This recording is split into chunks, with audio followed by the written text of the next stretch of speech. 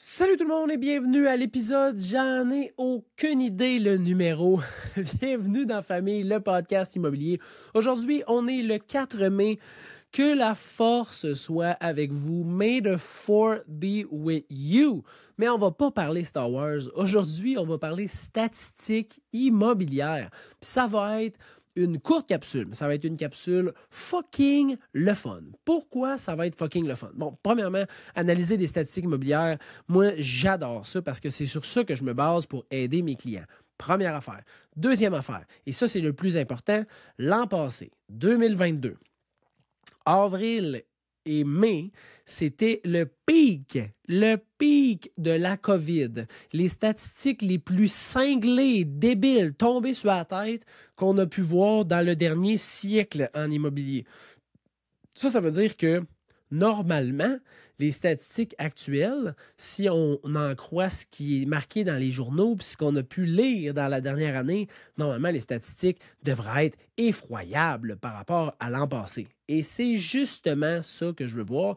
Puis on va parler des statistiques du Québec, mais je vais dire 5 statistiques vraiment impressionnantes que j'ai pu observer dans le secteur de Sherbrooke, Magog, Bromont, Grimby, l'Estrie puis le Québec.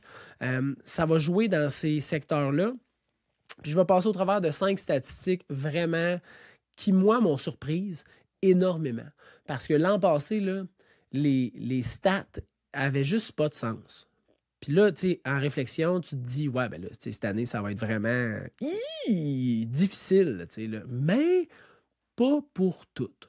Fait qu'on va commencer tout de suite par une statistique qui nous vient du secteur de Grimby et qui est le délai de vente moyen. Puis là, pourquoi que je parle du délai de vente moyen? Parce que l'an passé, là, il n'y avait pas beaucoup d'inventaire. Il y avait beaucoup d'acheteurs. Le taux d'intérêt était encore excellent. Je veux dire, tout pour que le marché explose. Cette année, vraiment pas le même scénario. Taux d'intérêt fucking élevé, énormément de maisons sur le marché. On n'est pas dans le même game pantoute, là. Si tu prends des secteurs comme, exemple, le Québec, on est passé de 38 jours en moyenne à 53 jours en moyenne pour vendre une propriété. Puis là, je me base tout le temps sur tout ce qui est résidentiel, donc des copropriétés, des jumelés, des maisons de ville, des maisons, mais pas de multiplex, pas rien de commercial, tu sais, vraiment là, des places pour que le monde normal puisse habiter du monde normal, OK?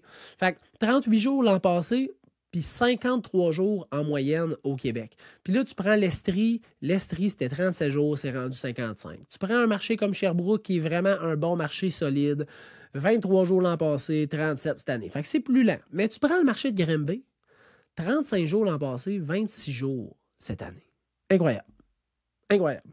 Que ça soit plus vite cette année, à la limite, je vais aller revoir tout d'un coup que je me sois trompé dans mes statistiques, mais plus rapide cette année, c'est vraiment quand même quelque chose qui démontre qu'à Grimby, il y a une forte demande de la part des acheteurs. Deuxième statistique très impressionnante, le nombre d'inscriptions en vigueur. L'an passé, là, au Québec, il y avait 22 500 propriétés résidentielles disponibles pour les acheteurs potentiels. Cette année, 32 800. Puis là, on parle au mois d'avril 2023. Là. 32 800. Ça veut dire que le bassin de propriétés disponible pour les acheteurs potentiels là, est largement plus grand. Il y a beaucoup plus de choix. Qu'est-ce qui a fait qu'il y a eu autant de propriétés qui se sont mises sur le marché? Bien là, on peut avoir plusieurs réflexions différentes. Là. Ce qui est le plus logique, c'est le gain. T'sais. Le gain que les propriétaires peuvent faire en vendant leur propriété. Parce que si tu as ta maison depuis une quinzaine d'années, guess what? Il y a des astis de chances que tu fasses un profit. Là, il y a d'autres choses qui peuvent venir en ligne de compte. Là, je veux dire, les déplacements au niveau de l'emploi à cause du télétravail. Les gens veulent sortir des villes, le vieillissement de la population. Les gens ne veulent plus nécessairement avoir des propriétés, ils préfèrent aller en condo, c'est géré, en RPA. Il y a plusieurs possibilités, mais pour qu'on passe de 22 000 à 32 000. Il y a quelque chose qui s'est passé. Puis, il y a des maudites bonnes chances que ça soit la prise de valeur des propriétés qui viennent faire comme, ben, sais-tu, chérie, c'est peut-être le temps qu'on déménage au chalet pour toujours, mettons. Puis qu'on vende la maison, qu'on prenne ce cash-là, puis qu'on aille en Italie. J'ai toujours rêvé d'aller chiller là-bas. Ça serait peut-être le temps. Ben, je te le dis, Roger, c'est le temps. Fait que t'as bien fait si jamais t'as mis ta maison sur le marché. Troisième statistique vraiment impressionnante, et celle-là, on la voit à Sherbrooke. Le prix vendu versus le prix affiché. Fait que le prix qui était affiché originalement sur Centris versus le prix vendu, l'an passé, on était à 110 %. Ça veut dire que tu mets ta maison, mettons, à 300 000, là, en moyenne, tu pouvais la vendre 330 000. Ça, c'est en moyenne. Tabarnak! C'est débile comme statistique. Puis si je me rappelle bien, là, à Sherbrooke, en mai 2022, c'était 111 %. On va le voir le mois prochain, mais même là, 110 % du prix demandé en moyenne. Fait qu'il y en a que c'était 125 %, 135 %, j'ai vu du 150 %. C'est une statistique qui est débile. Ça n'a pas de sens. T'sais. Cette année, en 2023, 98 % du prix affiché.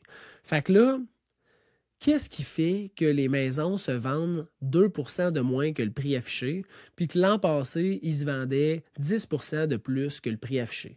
Ça se passe pas de même. Là. Fait que premièrement, ben, il y a plus d'offres. Hein? À Sherbrooke, des inscriptions en vigueur, on est passé de 177 à 234. Au Québec, on l'a dit, 22 000 à 32 800. Fait qu'il y a plus d'offres.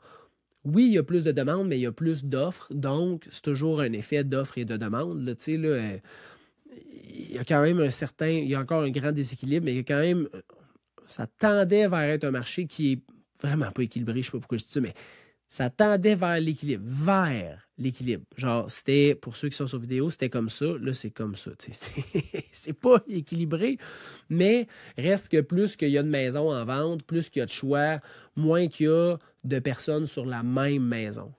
Mais, moi, ce que j'ai pu remarquer, puis ça vient aussi un peu appuyer le fait que le délai de vente est plus long, les propriétaires, puis pas tous, mais les propriétaires ont des attentes très élevées sur le prix de vente de leur propriété.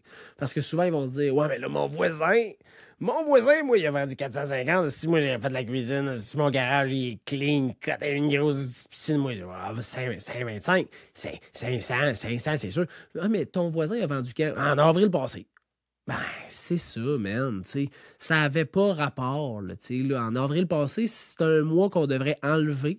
Puis, mettre dans les oubliettes, là, ça ne rentre pas dans un calcul statistique. Là. Fait que le fait que les propriétaires aient des attentes vraiment élevées, ça fait que ça se peut qu'ils mettent leur maison, mettons, à 450 000 sur le marché. Mais le prix statistique de cette propriété-là, c'est peut-être 3,90. Fait que là, ils vont le mettre à 4,50. Là, une semaine va passer, 2 semaines vont passer, et Colin, là, ils n'ont pas de visite. Là, ils disent, ben gars, on va faire une baisse de prix, puis on va faire une visite virtuelle, mettons. Une visite libre. Fait que là, ils font une visite libre, font une baisse de prix. Finalement, ils n'auront pas le trafic escompté, mais ils reçoivent un offre. Ils reçoivent un offre à 505 000. Puis là, ils font comme, là, 505 000, si je veux pas accepter ça. Mais en même temps, si tu as passé les 2 premières semaines, tu as fait une baisse de prix, tu as fait une visite libre, puis tu n'as pas d'offre de plus que 505 000, il y a des sacrements de chances que tu ne vendes pas plus que 505 000. T'sais. Si tout ce hype-là, tu n'as pas apporté plus qu'une offre à 505 000, moi, toi, je la saisirais parce que ça se peut que le bateau passe puis que tu le manques. Fait que, la raison pourquoi on est passé de 110 % du prix demandé à 98 % du prix demandé à Sherbrooke, j'ai l'impression qu'il y a 2 facteurs, puis c'est le nombre de propriétés disponibles pour les acheteurs, puis les attentes, pas pour tout le monde, lancez-moi pas des roches, mais démesurées du prix de vente des propriétés de la part des vendeurs. Quatrième statistique, le prix de vente médian.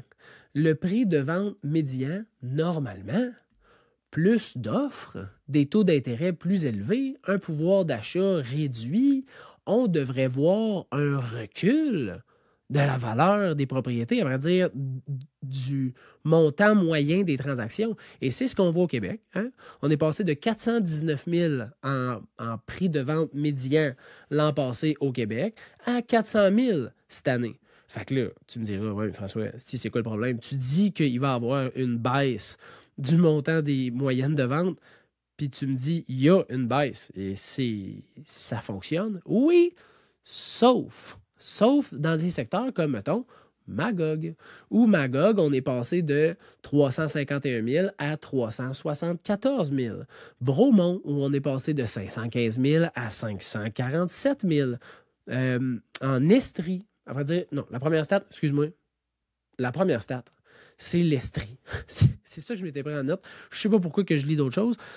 En Estrie, on est passé d'une moyenne de 351 000 à 374 000.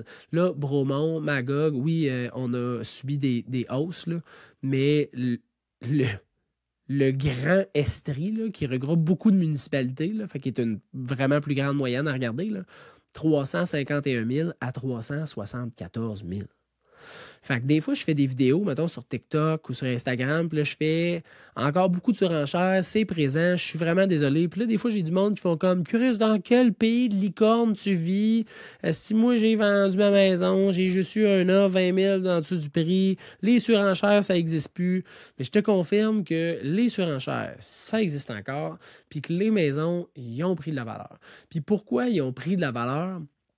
Ben, il y a encore énormément de demandes, j'ai l'impression, à l'extérieur des centres urbains. Puis là, c'est sûr que, tu sais, en Estrie, là, il y a eu 381 ventes de fait en avril 2023. Il y en a eu 8300 au Québec. Fait que c'est un petit pourcentage. Mais c'est quand même une grande région, tu sais. Puis c'est une région qui offre une super belle qualité de vie, qui offre l'Internet fibre, qui est, désolé, qui est nécessaire pour le télétravail. Puis, on est à l'extérieur des centres urbains. Fait qu'on n'a pas fucking 1h30 de trafic pour se rendre, mettons, à acheter une pinte de lait à l'épicerie. Puis ça, ben, c'est pas peu dire, mais ça pèse dans la balance quand tu te demandes où tu vas élever tes enfants puis où tu vas habiter.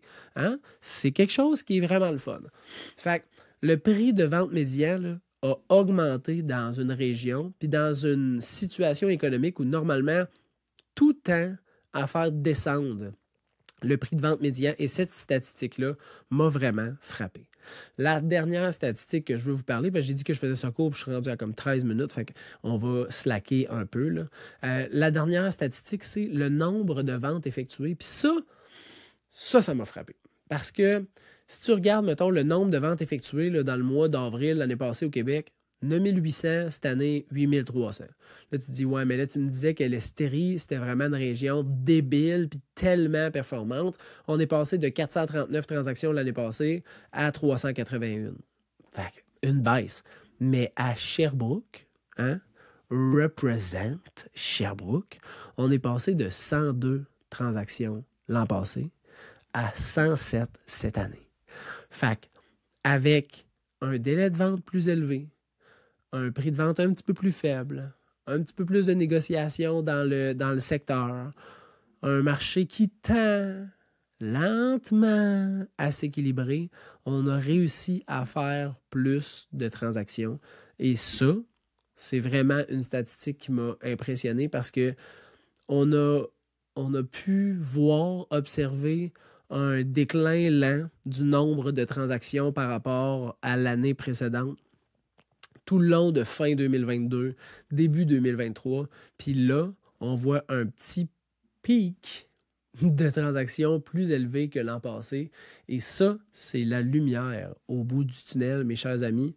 On sent que ça donne espoir. Puis moi, cet espoir-là, je m'y accroche pour me dire que le marché aussi beau et florissant qu'on a pu voir dans les dernières années va continuer de prendre lentement de l'altitude. Et ça, c'est merveilleux, autant pour les acheteurs que pour les vendeurs. Pour les vendeurs, bien évidemment, parce qu'ils vont faire du profit, mais pour les acheteurs, parce que ce qu'ils vont acquérir va continuer de gagner en valeur dans le temps. Puis ça, c'est une Christie de bonne nouvelle. Fait que j'espère que vous avez apprécié l'analyse des statistiques immobilières. Si vous voulez savoir vraiment, là, comme dans votre région, dans votre secteur, dans votre quartier, ça ressemble à quoi les statistiques immobilières? Ta maison, elle vaut combien? Ça va me faire plaisir de faire ça. Tu peux m'écrire au info@serviceimmobilier.ca, service au singulier, info@serviceimmobilier.ca. Et ça va me faire plaisir de t'aider. Je te souhaite une très bonne fin de journée et on se revoit le mois prochain ou au courant du mois si tu es le genre à écouter mes podcasts. Bye bye.